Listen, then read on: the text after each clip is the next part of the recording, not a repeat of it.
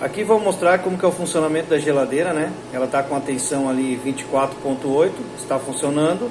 O LED vermelhinho dentro apagado, então ela está funcionando. E ela tem uma proteção de bateria quando chega a 22,8, a geladeira ela vai se proteger por bateria baixa. Vou mostrar agora, simular ela com a tensão de bateria para você estar verificando. Agora a gente está mostrando ali, o LED ele está piscando uma vez. Você pode notar, né, que o LED ele pisca, depois de um tempo ele pisca novamente. E a tensão da bateria ela está 22.4, então ela caiu abaixo de 22.8, automaticamente a geladeira já se protege. Aí agora a gente vai mostrar para vocês onde que é o ponto que você deve medir na geladeira, na entrada da geladeira, a tensão que está chegando nela.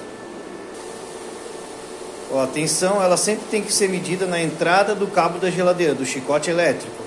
Então a gente tem uma alimentação até ali no conector, e o conector que vai para a geladeira, que é a original, ali que a gente está medindo essa tensão, para você verificar o quanto que está chegando na geladeira.